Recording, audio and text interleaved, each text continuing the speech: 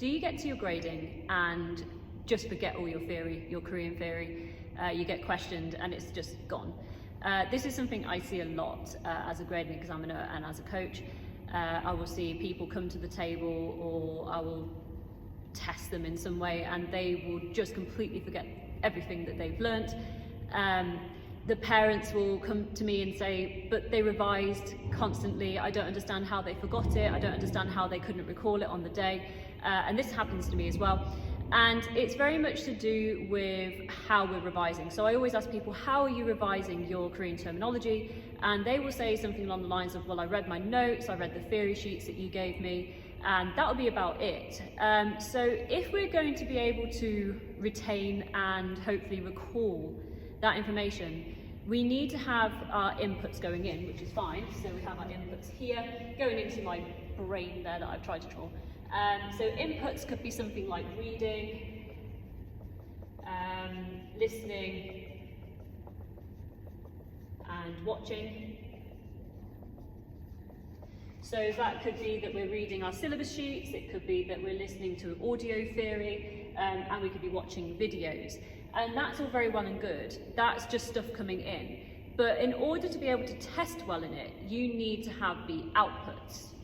So how are you getting that information into a way that you can use it effectively? So that could be speaking, and under that could be like presenting. It could be teaching.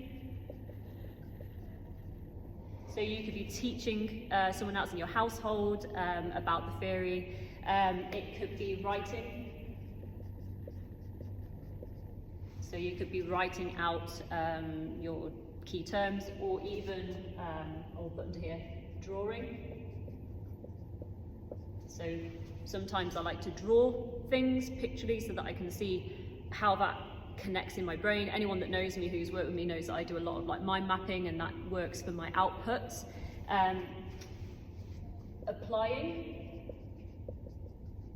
So how are you applying the knowledge that you've input in? You could have watched a video of 2-step or 3-step or something like that. How are you going to apply what you've learned from that video when you go back to your sessions, for example, which would help? In a theory way, it could be that you're applying your knowledge through presenting that topic, creating. And for me, that kind of links quite nicely with the idea of drawing. And then the last one that I tend to put here is testing. And that could be testing yourself through quizzes, for example.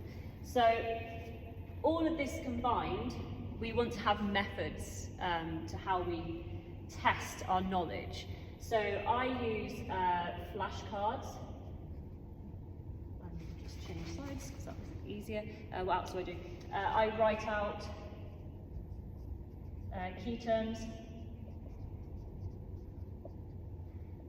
and I teach others, so I will teach the topic. And sometimes I present the topic as well, so I do a presentation. Trying to think what other ones I can use. They're probably about the limit at that, but if you have any other ideas, you can give me a point there as well. And all of this is really important for recall. And it's the recall that we want in our gradings. It's the recall that we need so that we can pass that exam, we can pass that part of our syllabus.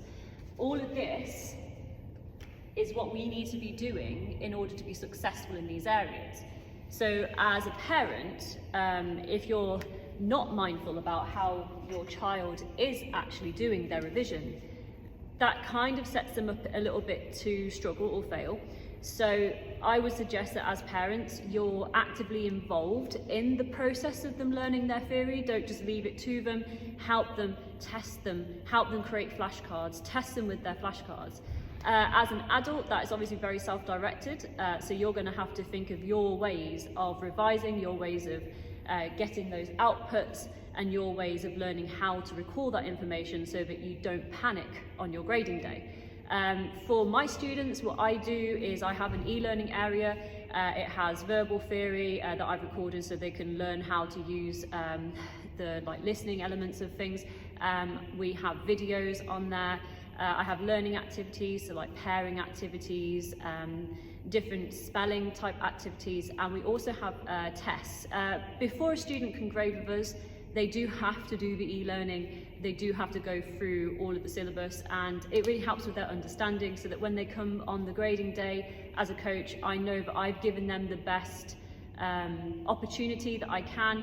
They can choose to follow that e-learning, or they can choose to do it half-heartedly and struggle. That's up to them.